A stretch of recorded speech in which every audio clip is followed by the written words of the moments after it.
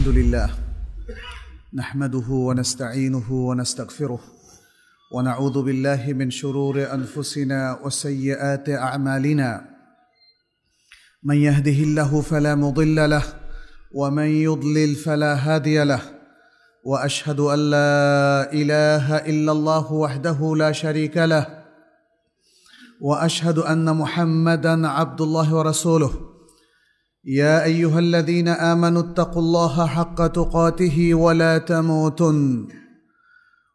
تموتن إلا وأنتم مسلمون يا أيها الناس اتقوا ربكم الذي خلقكم من نفس واحدة وخلق منها زوجها وبث منهما رجالا كثيرا ونساء واتقوا الله الذي تساءلون به والأرحام إن الله كان عليكم رقيبا يا أيها الذين آمنوا اتقوا الله وقولوا قولا سديدا يصلح لكم أعمالكم ويغفر لكم ذنوبكم ومن يطع الله ورسوله فقد فاز فوزا عظيما أما بعد فإن أصدق الحديث كتاب الله وخير الهدي هدي محمد صلى الله عليه وسلم وشر الأمور محدثاتها وكل محدثة بدعة وكل بدعة ضلالة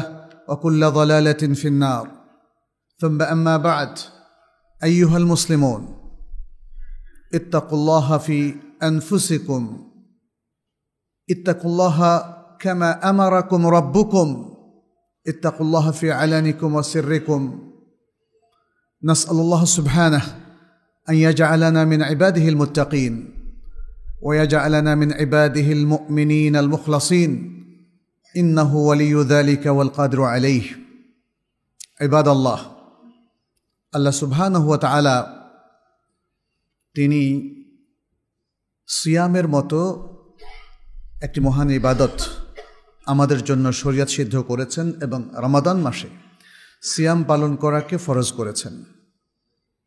আল্লাহ সুবহানাহু ওয়া তাআলা হাকিম, প্রজ্ঞাময়।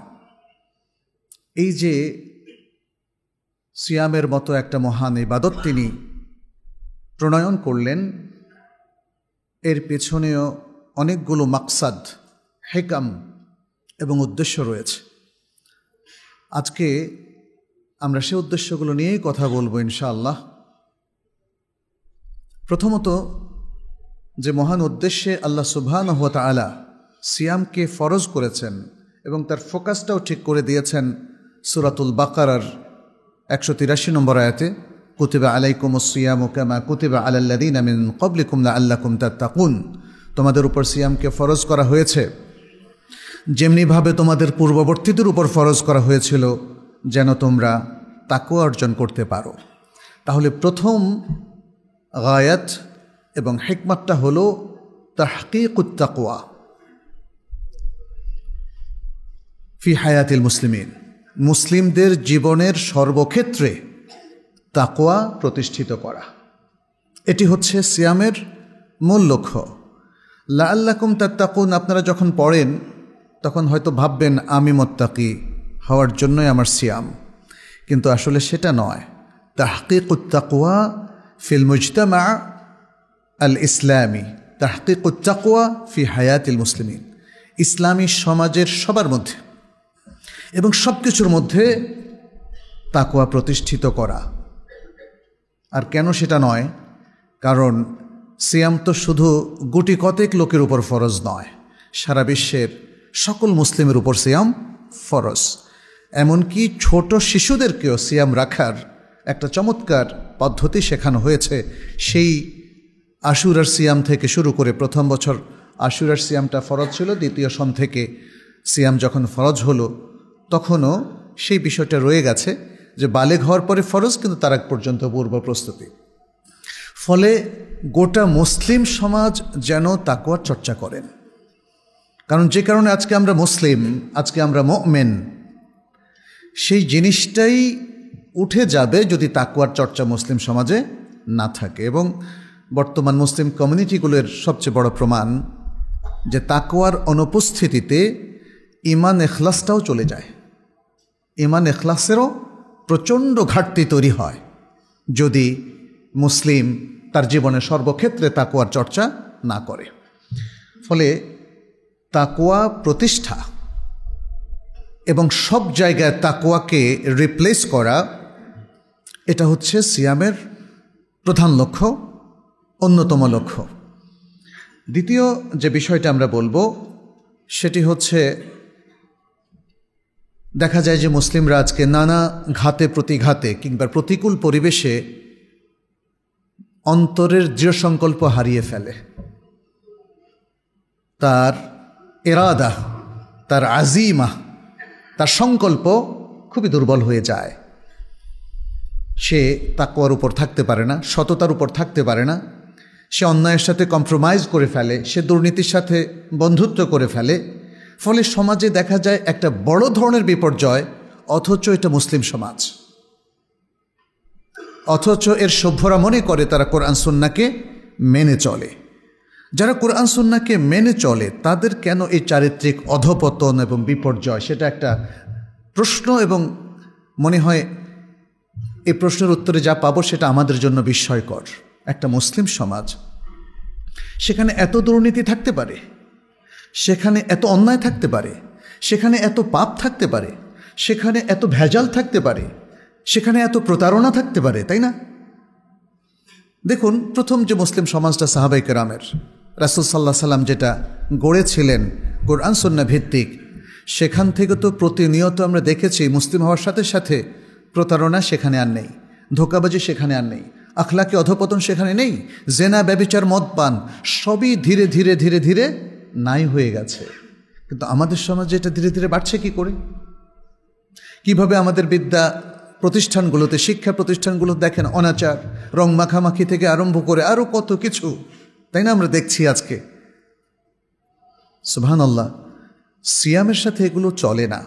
সে বোধটুকু পর্যন্ত চলে গেছে মুসলিমদের মন থেকে। সিয়াম এসেছে আসলে আবার নতুন করে অন্তরের দৃঢ় সংকল্প তৈরি করতে।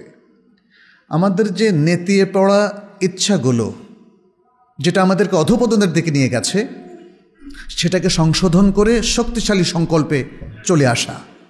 আমি আর কখনোই দুর্নীতি করব না, আমি আর কখনোই ইচ্ছা করে পাপে লিপ্ত হব না, আমি আর কখনোই অন্যায় জুলুম করব না, আমি কখনোই খাদ্যে ভেজাল মেশাবো না।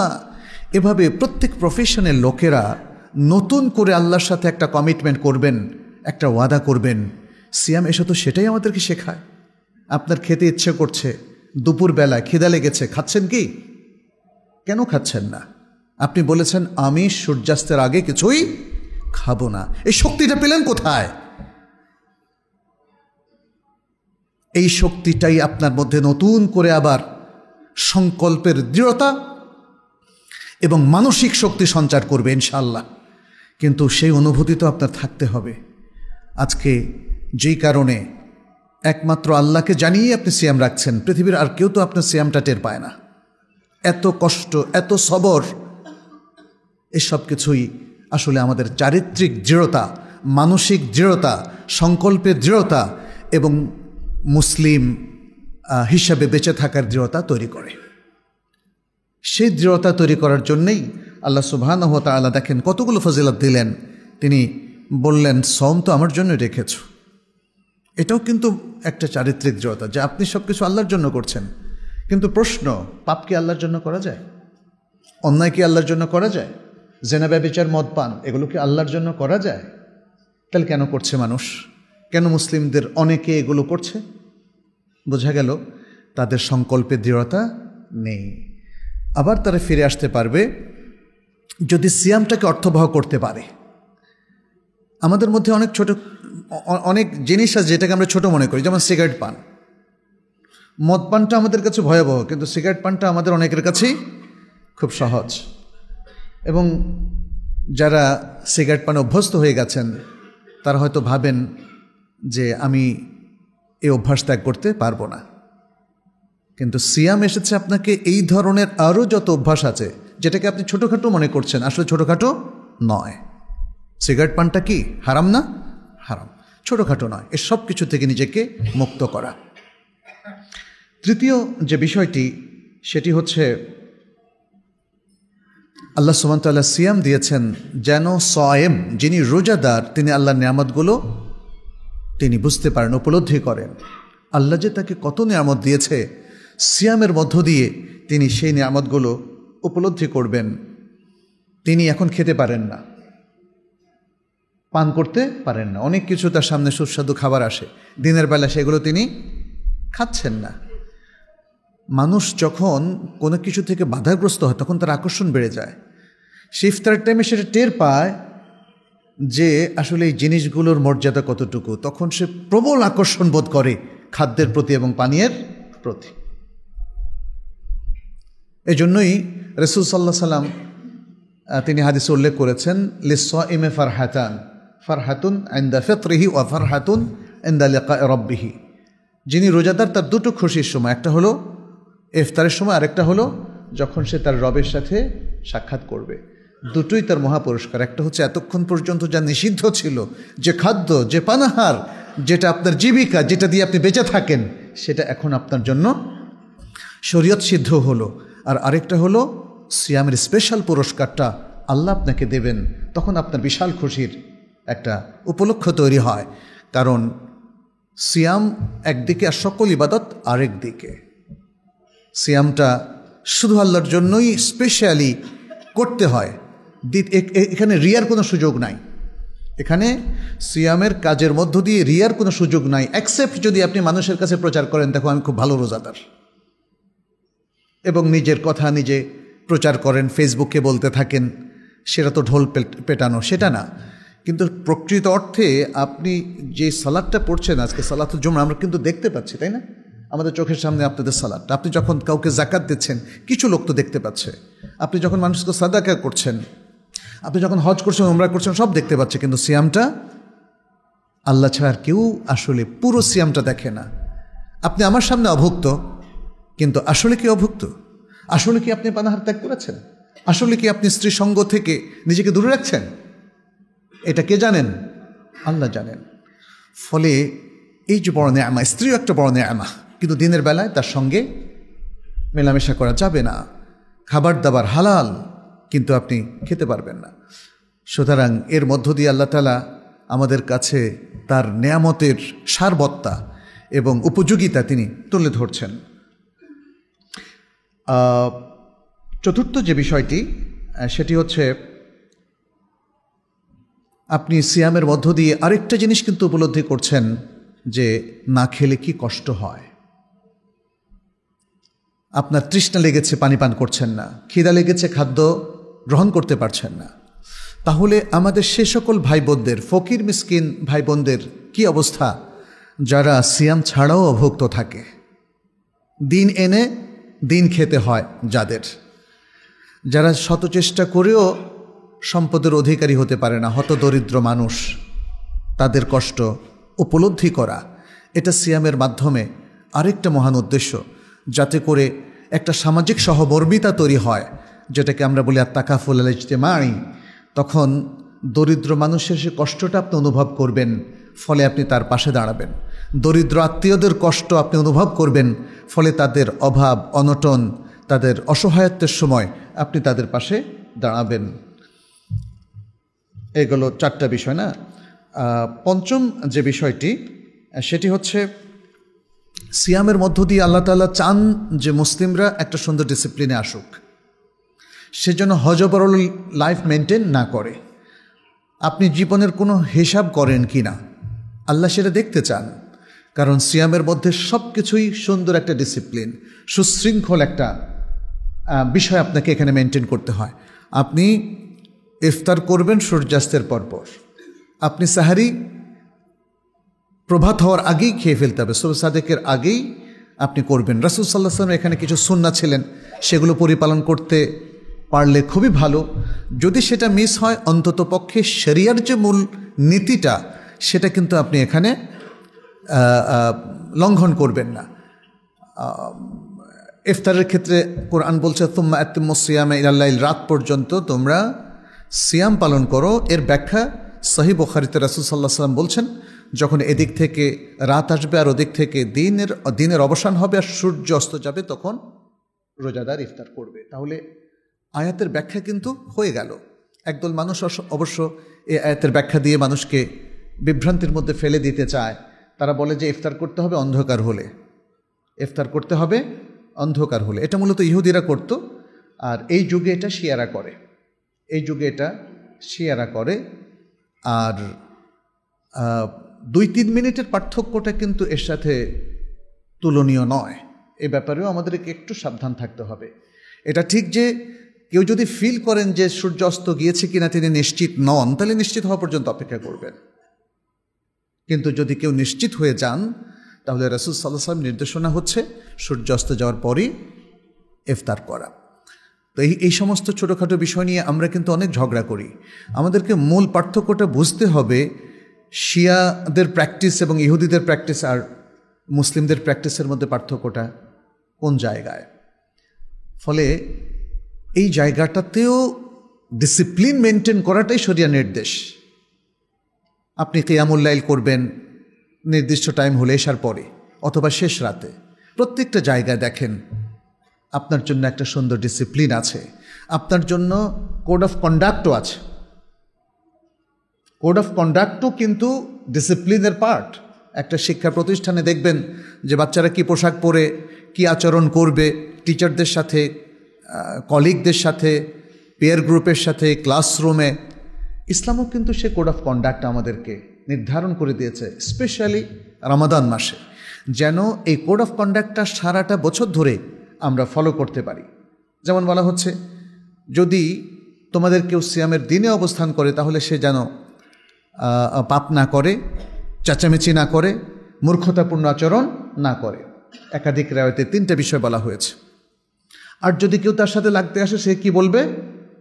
আমি রোজাদার, ইন্নী ইমরুউন সাইমুন, 2 বার বলবে। এটা বুখারী মুসলিমের হাদিস। তাহলে এর মধ্য দিয়ে আমরা দেখলাম যে সিয়াম আমাদের ডিসিপ্লিন ঠিক করে দিয়েছে, কোড অফ কন্ডাক্ট ঠিক করে দিয়েছে, যাতে করে আমরা বিশৃঙ্খল লাইফ মেনটেন না করি এবং মানে হজবরল একটা লাইফ মেনটেন আমরা না করি। ষষ্ঠ যে বিষয়টি, সেটি হচ্ছে কোরআন আমাদের সর্বশক্তি নিয়োগের দিকে আমাদেরকে উদ্বুদ্ধ করেছে, যাতে করে আমরা আমলে পারদর্শী হই। কোরআন এবং সুন্নাহ দুটোই সিয়ামের মাধ্যমে। আপনি লক্ষ্য করবেন অন্য মাসগুলোতে একজন মুসলিম কি পরিমাণ কাজ করে আর রমাদান মাসে কি পরিমাণ কাজ করে। রমাদান মাসে তার তো মূল প্রোগ্রাম হলো কি? সিয়াম। তার মূল প্রোগ্রাম হলো সিয়াম, এবং এর পাশাপাশি তাহলে সে আরও কি করে? সে কিয়ামুল লাইল করে। কিয়ামুল লাইল অন্য সময়ও করে, কিন্তু রমাদানের কিয়ামুল লাইল এর আয়োজনটা একদমই ভিন্ন। সেটা আমরা রাসূল সাল্লাল্লাহু আলাইহি ওয়াসাল্লামের 4 দিনের সে আমলের মধ্যে যেমন দেখেছি। ওমর ইবনুল খাত্তাব রাদিয়াল্লাহু তাআলা আনহু তিনি যে মানুষকে উদ্বুদ্ধ করলেন একসাথে মসজিদে এসে সালাত আদায়ের জন্য, সে আয়োজনের মধ্যে আমরা দেখেছি, এবং আমাদের সালাফের আয়োজনের মধ্যেও সেটা ছিল। তৃতীয় যে কাজটা আমরা দেখি যে যেমন অধিক মাত্রায় কোরআন অধ্যয়ন, অধিক মাত্রায় কোরআন অধ্যয়ন। সালাফ কিন্তু আরেকটা কাজ করতেন, যেটা আমাদের দেশে অধিকাংশ মুসলিমরা আমরা করছি না, সেটা হচ্ছে তাদাব্বুরুল কোরআন। তারা কেরাআতুল কোরআনের পাশাপাশি তাদাব্বুরুল কোরআনের কাজটা করতেন। কেরাআতুল কোরআনটা কি? সেটা হচ্ছে তেলাওয়াত করা। আর তাদাব্বুরুল কোরআন হচ্ছে কোরআনের অর্থ বুঝে চিন্তা গবেষণা সহ এমনভাবে কোরআন পাঠ করা যাতে কোরআন থেকে মণিমুক্তাগুলো আপনি নিতে পারেন এবং সেগুলোকে আমলে রূপান্তরিত করতে পারেন। কোরআন তো শুধু পড়ার জন্য আর গল্প শেখার জন্য নাজিল হয় নাই। কোরআন নাজিল হয়েছে বোঝার জন্য এবং এ থেকে উপদেশ গ্রহণ করার জন্য। আর উপদেশ গ্রহণ মানে হচ্ছে আমল করা। তাহলে এই যে ব্যাপকভাবে কোরআন চর্চা, এটা মানুষকে আমলের দিকে ঠেলে দেয়। আর আল্লাহ সুবহানাহু ওয়া তাআলার আয়োজনটা দেখেন কত সুন্দর। তিনি রমাদান মাসে অধিক আমলের জন্য মানুষকে অনুপ্রাণিত করেছেন, নির্দেশনা দিয়েছেন, ট্রেনিং দিয়েছেন। আর এই আমলগুলো সবই কোরআন ভিত্তিক এবং কোরআনের সাথে হাদিস ভিত্তিক। কোরআনটাকেও তিনি নাজিল করলেন কবে? রমাদান মাসে। শাহরু রমাদান আল্লাযী উনজিলা ফীহিল কোরআন। রমাদান মাস যাতে আল কোরআন নাজিল করা হয়েছে। তাহলে কোরআনের মাসে কোরআন নাজিল করেছেন বলেই আমরা সেই প্রথম যুগ থেকে, সাহাবায়ে কেরামের যুগ থেকে আমরা দেখি তারা সকলেই রমাদান মাস আসলে কোরআন চর্চায় তারা অনেক বেশি ব্যাপৃত হতেন। কারণ কোরআনটা হচ্ছে একটা গাইড বুক, হুদাল্লিল মুত্তাকিন, হুদাল্লিল মুসলিমিন। কিন্তু সব মুসলিম না যারা মুত্তাকিন তাদের জন্য সেটা কোরআনের শুরুতেই বলা হয়েছে। তাহলে এই গাইড, কারণ আপনি তো সকল হাদিস এই মাসে পড়ে শেষ করতে পারবেন না, আপনি কোরআনটাকে, এটা ছোট্ট গাইড। আমরা যারা পরীক্ষা দিতাম আমরা সবসময় বড় একটা বই অথবা একটা বড় নোটকে 1 পৃষ্ঠা 2 পৃষ্ঠার মধ্যে কনক্লুড করে নিয়ে আসতাম। পরীক্ষার আগের দিন রাতে ওটা দেখার পরে সব পড়া মুখস্থ হয়ে যেত। কোরআনটা হচ্ছে সেরকম। ইসলামের সব কিছু আপনি কোরআনের মধ্যে পাবেন, কিন্তু যেগুলো অস্পষ্ট মুজমাল সেগুলোর ব্যাখ্যা আপনি কোথায় পাবেন? হাদিসের মধ্যে পাবেন। কোরআন হাদিস দুটো মিলে ইসলাম, কিন্তু কোরআনটা এখানে মেইন ফোকাস। যদি রমাদানে থাকে তাহলে আমলটা আপনার জন্য সহজ হয়ে যাবে। কোরআনের সকল নির্দেশনা বোঝা, উপলব্ধি করা এবং সেগুলোকে আমলে রূপান্তরিত করা আমাদের জন্য সহজ হয়ে যাবে। সপ্তম যে বিষয়টা সেটি হচ্ছে সিয়ামের মধ্যে আরেকটা বিষয় শরিয়ত প্রণেতা চেয়েছেন, আল্লাহ সুবহানাহু ওয়া তাআলা চেয়েছেন, সেটা হচ্ছে যাতে আমরা শয়তানকে পরাভূত করতে পারি, শয়তানি কাজগুলোকে নিয়ন্ত্রণ করতে পারি এবং সেগুলো থেকে নিজেদেরকে আমরা মুক্ত রাখতে পারি সিয়ামের মধ্য দিয়ে। সেই বিষয়টাই ফুটে ওঠে। প্রথমত দেখেন, সেই আয়োজনটা করার জন্যে রাসূল সাল্লাল্লাহু আলাইহি ওয়াসাল্লামের সে বিখ্যাত হাদিস যেখানে তিনি বলেছেন যে যখন রমাদান মাস আসে তখন আসমানের তথা জান্নাতের দরজাগুলো ওপেন করে দেওয়া হয়, জাহান্নামের দরজাগুলো বন্ধ করে দেওয়া হয়, আর দুষ্ট শয়তানগুলোকে শৃঙ্খলিত করা হয়। কারণ আরেকটি হাদিস এসেছে বুখারীতে যে শয়তান মানুষের শিরায় শিরায় সে প্রবেশ করতে পারে, তার অ্যাক্সেস আছে। শিরায় অ্যাক্সেস যদি কারো হয় তখন সে কিন্তু আপনার মধ্যে অনেক প্রভাব বিস্তার করতে পারে। কারণ এই যে রক্ত আবার তৈরি হয় খাদ্য থেকে, দেখেন এই জন্য খাদ্যটাকেও পবিত্র খাদ্য খাওয়ার কথা বলা হচ্ছে। তারপর এই রক্ত কিন্তু আমাদের হার্টেও যেমন পাম্প করে, আবার আমাদের ব্রেনেও যায়। যদি ব্রেনে না যায় তাহলে ব্রেন স্ট্রোক হয়, আর হার্টে না গেলে হার্ট অ্যাটাক করে। খেয়াল করে দেখেন তাহলে রক্তটা কি পরিমাণে ইম্পর্ট্যান্ট। আর ওই জায়গায় যদি কোনো ভাইরাস ঢোকে তাহলে কি হবে? আপনি দেখেন যে কোভিড-19 সময় এই ভাইরাসগুলো যখন ঢুকলো তখন ভেতরে কিন্তু আপনার সে মহাবিপ্লব করে ফেললো, আপনাকে একদম মৃত্যুর দোরগোড়ায় নিয়ে গেল আল্লাহর অনুমতিক্রমে। তার শয়তান যদি ঢুকে, শয়তানের কাজ কিন্তু ভাইরাসের মতো না, কিন্তু অন্য আরেকটা খারাপ কাজ, সেটা হচ্ছে আপনার অন্তরের উপরে এবং ব্রেনের উপরে এফেক্ট ফেলা, আপনার মনোজগৎকে আক্রান্ত করা এবং হার্টকে দখল করে ফেলা। পৃথিবীর বহু মানুষকে দেখবেন যে তারা শয়তানের চিন্তা ভাবনাটাকেই হোল্ড করে কি না বলেন? তারা শয়তানের মতোই চিন্তা করে, শয়তানের চিন্তাটাকে ধারণ করে। আনফর্চুনেটলি এই ধরনের বিষয় এখন মুসলিম কমিউনিটিতেও পাওয়া যায়। অনেক নামধারী মুসলিম যারা মূলত শয়তানেরই অনুচর। কিভাবে হয়েছে? এভাবে। এই জন্যে দেখেন এখানে খাদ্যকে কন্ট্রোল করা হচ্ছে, এখানে আপনার আখলাককে কন্ট্রোল করা হচ্ছে, আপনার আচরণ বিধিকে কন্ট্রোল করা হচ্ছে, যেন কোনো ক্রমেই আপনি শয়তানের কার্যক্রমের সাথে আপনি লিঙ্কড না হন, আপনি সম্পৃক্ত না হন। আপনাকে বলা হচ্ছে তুমি বলো আমি রোজাদার, অন্যদের সাথে কোনো খারাপ কাজে লিপ্ত হবে না, গীবত করবা না, পরনিন্দা করবা না, তাকওয়া বিরোধী কোনো কার্যক্রমে লিপ্ত হবে না। একদিকে যেমন সেটা বলা হচ্ছে, অন্যদিকে খাদ্য থেকেও আপনাকে বিরত রাখা হচ্ছে। ফলে আপনার রক্তের যে প্রবাহ সেগুলোর মধ্যে একটা কন্ট্রোল চলে আসে। এটাকে যেভাবেই আপনি ব্যাখ্যা করেন না কেন, দেখবেন যে এই আয়োজনটা শয়তানের গতিবিধিকে নিয়ন্ত্রণ করার আয়োজন।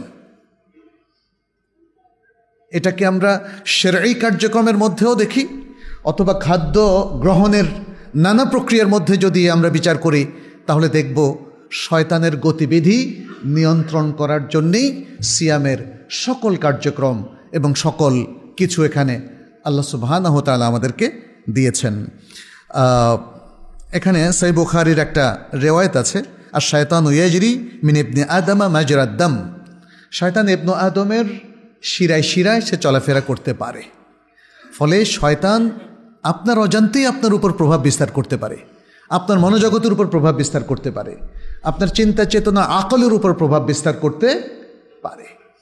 এই জায়গাটায় আমাদের একটু সতর্ক হতে হবে যে শয়তান যেন আমার মনের উপরে এবং আমার মেধা, আমার ইন্টেলেক্ট, আমার বুদ্ধি বিবেকের উপরে শয়তান যেন কখনোই প্রভাব বিস্তার করতে না পারে।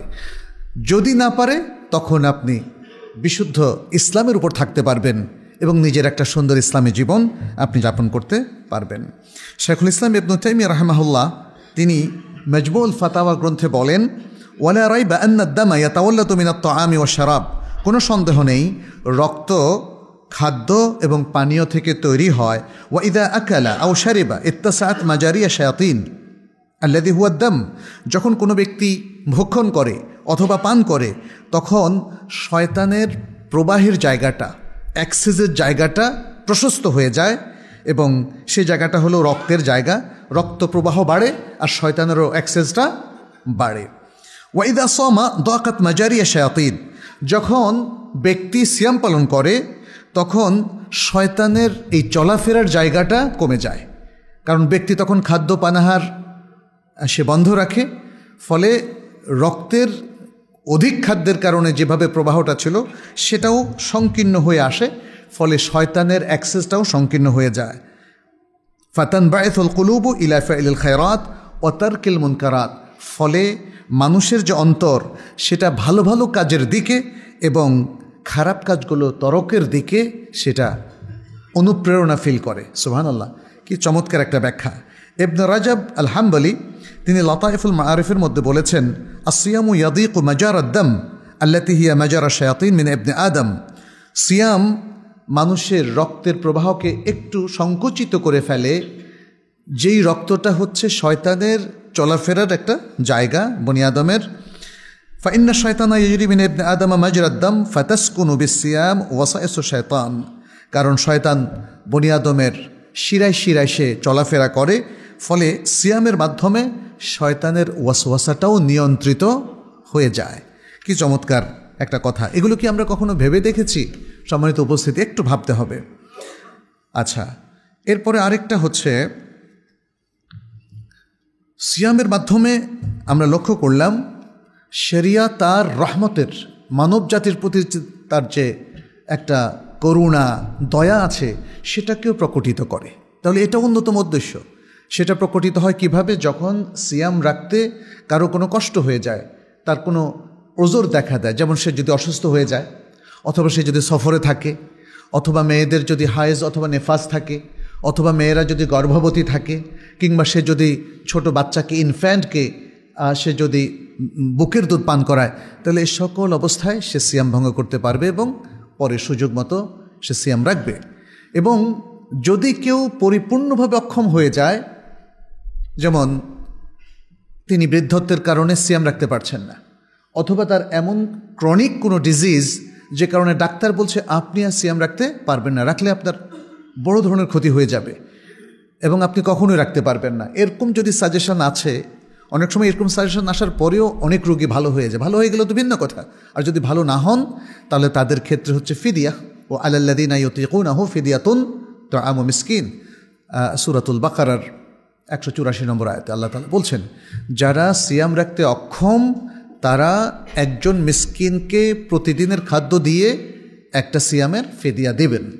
তাহলে এতেও দেখা যাচ্ছে যে সিয়ামের এত বড় প্রোগ্রাম আমাদেরকে দেওয়া হলো, কিন্তু যাদের ওজর আছে তাদেরকে কিন্তু একটা সুন্দর দয়া এবং দাক্ষিণ্যের মাধ্যমে তাদেরকে রোকসাতের ব্যবস্থা করে দেওয়া হলো। আল্লাহ সুবহানাহু ওয়া তাআলা তার সেই রাহমত এবং রোকসাত সেটা আমাদের সামনে সিয়ামের মাধ্যমে প্রকটিত করতে চান। আচ্ছা,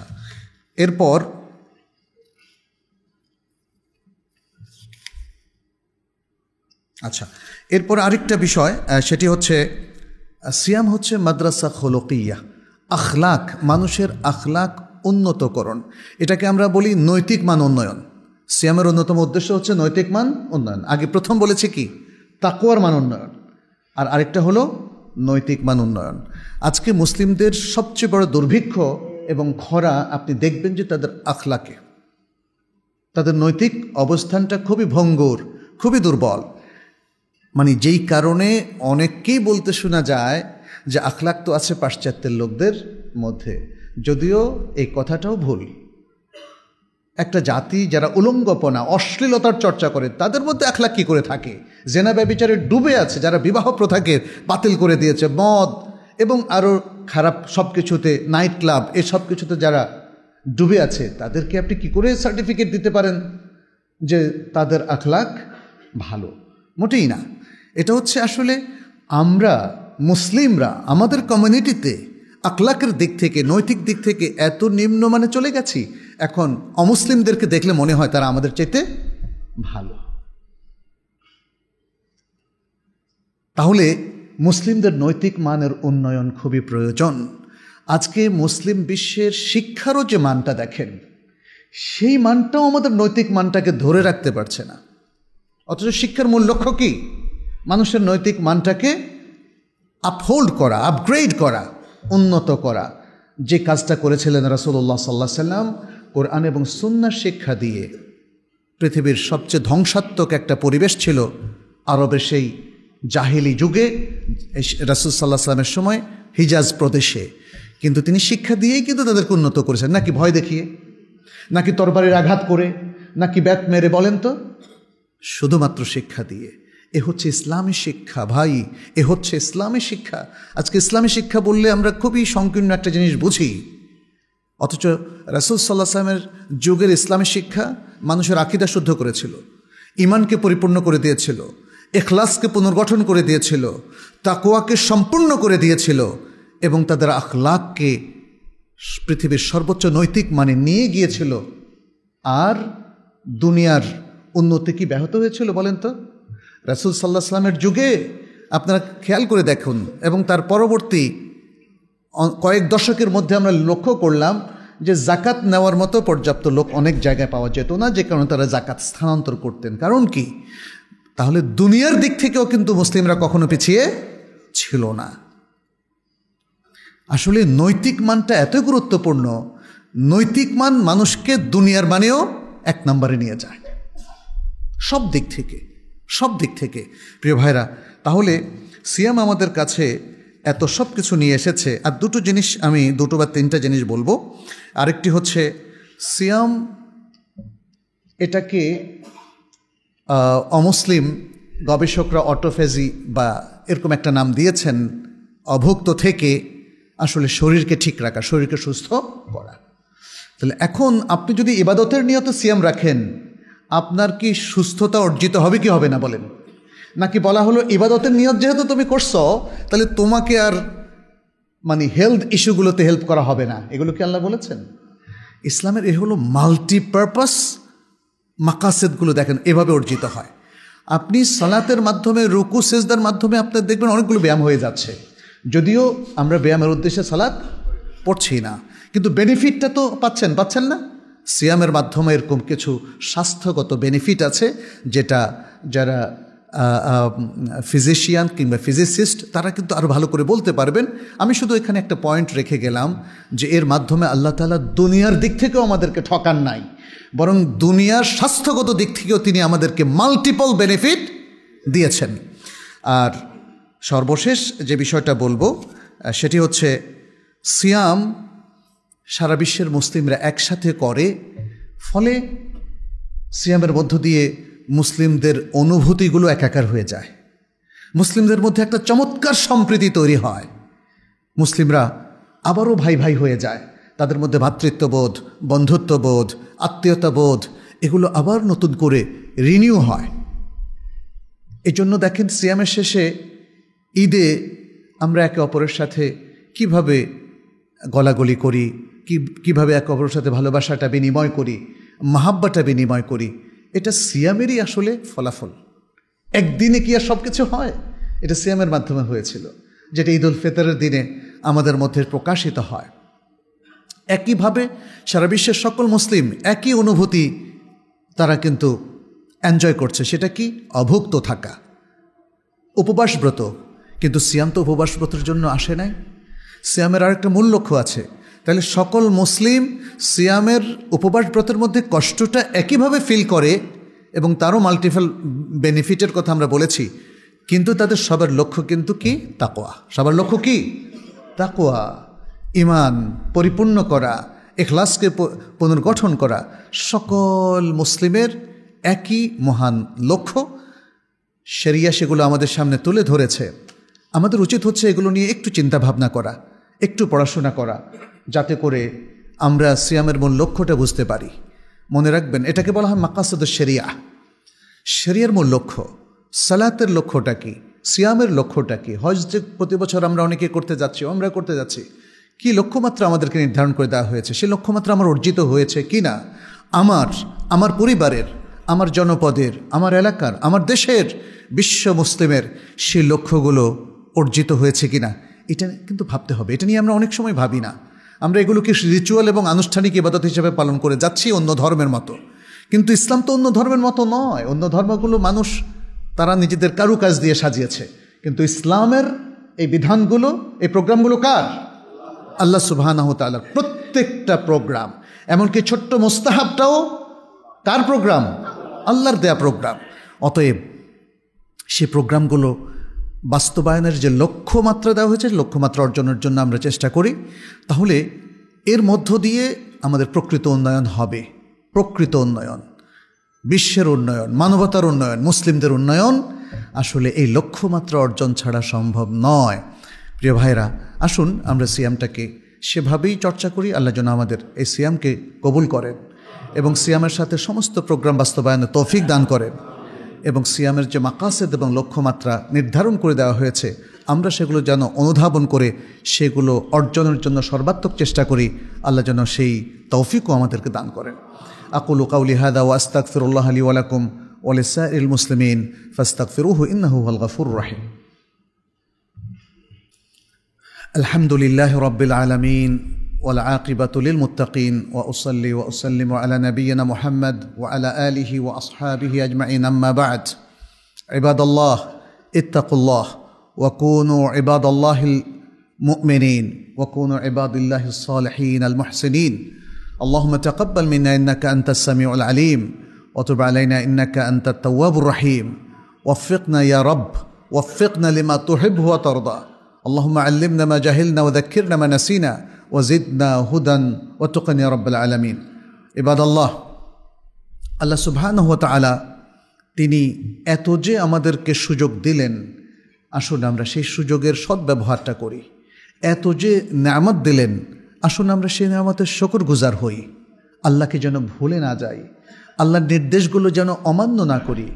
রাসূল সাল্লাল্লাহু আলাইহি সাল্লাম তিনি মানবতার বন্ধু এবং মানব জাতির জন্য, সারা বিশ্ব জগতের জন্য রহমত ছিলেন। ওমা আরসালনাকা ইল্লা রাহমাতাল লিল আলামিন, যেমনটি আল্লাহ সুবহানাহু ওয়া তাআলা বলেছেন। এত যে মানব হিতৈষী ব্যক্তি, সর্বশেষ নবী রাসূল, আসুন তাকেই জীবনের রোল মডেল হিসাবে আমরা গ্রহণ করি। তিনিই আমাদের সবার একমাত্র আদর্শ। আমাদের ছেলে, বুড়ো, তরুণ, তরুণী, মা, বোন, সন্তান, সবার জন্যই তিনি একমাত্র আদর্শ। আসুন সেই শিক্ষাটা আমরা আমাদের পরিবার এবং অধীনস্থ সবাইকে দেই। এই শিক্ষাটা শুধু পরিবার না, আপনার অফিসেও দিন, আপনার অধীনস্থ সব লোককে শিখিয়ে দিন। আপনার অফিসে যারা আপনার অধীনস্থ, তাদেরও কিন্তু সৎ লোকের প্রয়োজন, সৎ কর্মী প্রয়োজন, সৎ ওয়ার্কার প্রয়োজন, সৎ কর্মকর্তা প্রয়োজন। যারাই রাসূল সাল্লাল্লাহু আলাইহি সাল্লামকে সত্যিকারের রোল মডেল হিসাবে গ্রহণ করেছে, তারাই মুসলিম সমাজের মধ্যে শ্রেষ্ঠ ব্যক্তি হয়ে গেছে। তারাই তাকওয়ার পথে চলতে পারে, তারাই ইমানের দাবি পূরণ করতে পারে। কিন্তু যারা রাসূল সাল্লাল্লাহু আলাইহি সাল্লামকে রোল মডেল হিসাবে গ্রহণ করেনি, কোনোদিন তাদের পক্ষে আসলে সত্যের পথে সুন্দরভাবে চলা সহজ হবে না, বরং সেটা কঠিন। আজকের মুসলিমদের মধ্যে সেই দুর্যোগটা আমরা দেখতে পাচ্ছি, সেই বিপর্যয়টা আমরা দেখতে পাচ্ছি। অনেক জায়গাতেই আমরা রাসূল সাল্লাল্লাহু আলাইহি সাল্লামের সুন্নাহর কোনো অনুসরণ দেখি না, সেখান থেকে একটা দূরত্ব। বরং অনেকগুলো ফিতনার মুখোমুখি আজকে মুসলিম সমাজ। সেই ফিতনাগুলো সম্পর্কেও আপনাদেরকে একটু সজাগ থাকতে হবে। সেটি হচ্ছে রাসূল সাল্লাল্লাহু আলাইহি সাল্লাম এর সুন্নাহ অস্বীকার করার প্রবণতা। যারা রাসূল সাল্লাল্লাহু আলাইহি সাল্লামের সুন্নাহ অস্বীকার করছেন, তারা রাসূল সাল্লাল্লাহু আলাইহি সাল্লামকে কীভাবে রোল মডেল হিসাবে নেবেন বলেন তো? আমরা এর পাশাপাশি ফিতনা হিসাবে দেখি নাস্তিকতার আরেকটা ফিতনা। আধুনিক শিক্ষা আমাদের সন্তানদের মধ্যে একটা নাস্তিকতা আরোপ করে দিচ্ছে, আল্লাহ থেকে, রাসূল সাল্লাল্লাহু আলাইহি সাল্লাম থেকে বিচ্ছিন্ন করে দিচ্ছে। সেই বিষয়টা আমরা একটু সাবধান হই। এই রমাদান মাসের পবিত্রতা ক্ষুণ্ণ করার মতো নানা ঘটনা আমাদের মুসলিম সমাজে ঘটে চলেছে, সে ব্যাপারে আমাদের সতর্ক হওয়া প্রয়োজন। যার যেখানে সাধ্য আছে সেগুলোকে স্টপ করা এবং মানুষকে নাসিহা করা, এটা আমাদের কর্তব্যের মধ্যে পড়ে। সম্মানিত উপস্থিতি, রমাদান মাস দান খয়রাত, সাদাকার মাস। অনেকেই তাদের জাকাত এই মাসে দিয়ে থাকেন, পাশাপাশি সর্বোচ্চ চেষ্টা করেন জাকাতের পাশাপাশি আরও অধিক হারে কিছু ধন সম্পদ দেওয়া। এখানে আমি আরেকটা ছোট্ট পয়েন্ট শুধু অ্যাড করি, সেটি হচ্ছে দান খয়রাত, সাদাকা, এটা দিয়ে শুধু দারিদ্র বিমোচনই উদ্দেশ্য নয়। দারিদ্র বিমোচনের জন্য এগুলো প্রধানতম একটা উপকরণ, কোনো সন্দেহ নেই। কিন্তু মনে রাখবেন, ইসলামী বিভিন্ন শিক্ষা প্রতিষ্ঠান সেগুলোকেও তৈরি করা, সেগুলোকে স্থাপন করা, প্রতিষ্ঠিত করা এবং সেগুলোকে মানসম্পন্ন করা, জাতীয় এবং আন্তর্জাতিক মানসম্পন্ন করা, সেগুলো কিন্তু আমাদের মুসলিম কমিউনিটির দায়িত্ব। আমরা যেটা দেখি আজকাল, এই যে যেমন তাকওয়া মসজিদ বা এর সাথে যে স্কুল আছে, পাশাপাশি আমরাও ঢাকাতে অনেকগুলো প্রোগ্রাম হাতে নিয়েছি, ইমাম বুখারী ট্রাস্ট, কুল্লিয়াতুল কোরআনুল কারীম, দারুল হাদিস আরবিক মাদ্রাসা ইত্যাদি। এই প্রতিষ্ঠানগুলো জনগণের সকলে মিলেই কিন্তু এগুলোকে প্রতিষ্ঠিত করতে হবে এবং সেক্ষেত্রে শুধু হিসেব করে জাকাত দিলে হবে না। তবুক যুদ্ধের সময় আমরা কি দেখলাম? রাসূল সাল্লাল্লাহু আলাইহি সাল্লাম দেখলেন যে একটা যুদ্ধের প্রস্তুতিতে অনেক সম্পদ প্রয়োজন, তখন সবাইকে বললেন যার কাছে যা আসো সব নিয়ে আসো। আবু বকর রাদিয়াল্লাহু তাআলা সবটা নিয়ে আসলেন, ওমর ইবনুল খাত্তাব অর্ধেক নিয়ে আসলেন, আব্দুর রহমান বিন আউফ 200 ওকিয়া স্বর্ণ নিয়ে আসলেন, ওসমান বিন আফ 200 ওকিয়ার সাথে 200 ঘোড়া, উট সহ অনেক কিছু নিয়ে আসলেন। আজকে সমাজ যেদিকে চলে যাচ্ছে সেখান থেকে এটাকে ফেরাতে হবে এবং ফেরাতে পারবেন, মনে রাখবেন, শিক্ষা এবং দাওয়া, এ দুটো দিয়ে। মসজিদ হলো দাওয়া সেন্টার, আর আমাদের শিক্ষা প্রতিষ্ঠানগুলো, মাদ্রাসাগুলো হচ্ছে শিক্ষা কেন্দ্র। এই প্রতিষ্ঠানগুলোকে শক্তিশালী করা প্রয়োজন। সেই জন্যে আমাদের জাকাত সাদাকা সম্পর্কিত ইন্সপিরেশনগুলো নিতে হবে কোরআন এবং সুন্নাহ থেকে। আমরা আজকে ইনশাল্লাহ এ বিষয়ে আরও বিস্তারিত আলোচনা করব। সালাতুল জুমা পরে আমাদের যে হালাকাটা হবে সেখানে জাকাত এবং সাদাকা, ওয়াকফ ইত্যাদি নানা উপকরণগুলো নিয়ে আমরা কথা বলবো। বিশেষ করে জাকাত নিয়ে হয়তো আপনাদের অনেকেরই প্রশ্ন থাকতে পারে, আপনারা সে প্রশ্নগুলো সেখানে করতে পারেন এবং জাকাত সাদাকার মূলনীতিগুলো কিভাবে আদায় করতে হয় সে বিষয়গুলো আমরা সেখানে আলোচনা করব। আপনারা আশা করি সেখান থেকে উপকৃত হবেন। সম্মানিত উপস্থিতি, রমাদান মাস আমরা জানি না আগামী বছর আমরা পাবো কি না। আসুন যে কটা দিন আছে আমরা সেগুলোকে কাজে লাগাই। আর 2-1 দিন পরেই শেষ দশক শুরু হয়ে যাবে। শেষ দশক এই বছরের শ্রেষ্ঠ শেষ 10 রাত্রি, তাই না? অতএব এই সময়টা আমরা কাজে লাগাই, লাইলাতুল কদরটাকে অ্যাভেল করি এবং সেই জন্য আমাদের 10টা দিনই কিন্তু কষ্ট করতে হবে, রাত জেগে কষ্ট করতে হবে।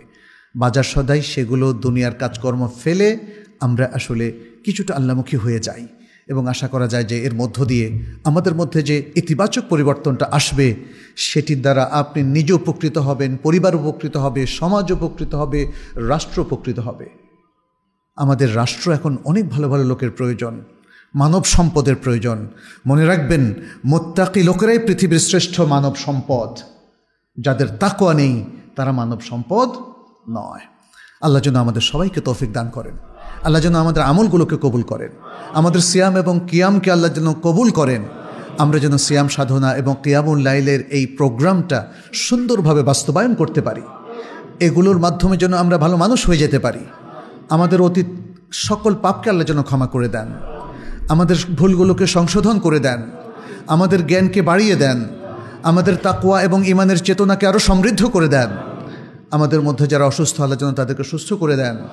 আমাদের মধ্যে যারা অসহায়, নিরন্ন, দুস্থ মানুষ আল্লাহ যেন তাদের অভাব অনটন দূর করে দেন। আল্লাহ যেন আমাদের উপর বারাকা এবং রাহমা নাজিল করেন। এই জনপদের উপর আল্লাহ যেন বারাকা এবং রাহমা নাজিল করেন। এই সমাজের উপর এবং এই রাষ্ট্রে আল্লাহ যেন বারাকা এবং রাহমা নাজিল করেন। যারা ভুল বিভ্রান্তির মধ্যে আছেন আল্লাহ যেন তাদেরকে হেদায়েত দান করেন। আমাদের তরুণ প্রজন্ম কিংবা আমাদের সমাজের বিভিন্ন নেতৃস্থানীয় ব্যক্তি তাদের প্রত্যেককে যেন কোরআন সুন্নাহর দিকে ফিরে আসার তৌফিক দান করেন। আল্লাহর কাছে আমরা সেই দোয়া করছি। হাদা ওয়াসাল্লু ওয়াসাল্লিমু আলা নবিয়িনা মুহাম্মদ ফাকাদ ক্বালা আল্লাহু সুবহানাহু ইন্নাল্লাহা ওয়া মালাইকাতাহু ইউসাল্লুনা আলান নবী ইয়া আইয়ুহাল্লাযীনা আমানু সাল্লু আলাইহি ওয়া সাল্লিমু তাসলিমা ওয়া ক্বালা আন-নাবিয়্যু সাল্লাল্লাহু আলাইহি ওয়া সাল্লাম মান সাল্লা আলাইয়া মাররাতান সাল্লাল্লাহু আলাইহি বিহা আশারা আল্লাহুম্মা সাল্লি ওয়া সাল্লিম ওয়া বারিক ওয়া আন'im আলা নবিয়িনা মুহাম্মদ ওয়ারদ আল্লাহুম্মা আনিল খুলাফা'iর রাশিদিন ওয়া আনিস সাহাবাতি আজমাইন وعنا معهم بعفوك وكرمك يا أكرم الأكرمين. اللهم أعز الإسلام والمسلمين، اللهم انصر الإسلام والمسلمين، تقبل منا ومن المسلمين يا رب العالمين. اللهم فرج هم المهمومين من المسلمين، واقض الدين عن المدينين، واشف مرضانا ومرضى المسلمين. اللهم أصلح ولاة أمور المسلمين، اللهم أصلح أحوال المسلمين، اللهم أصلح أولاد المسلمين يا رب العالمين. تقبل منا إنك أنت السميع العليم، وتب علينا إنك أنت التواب الرحيم.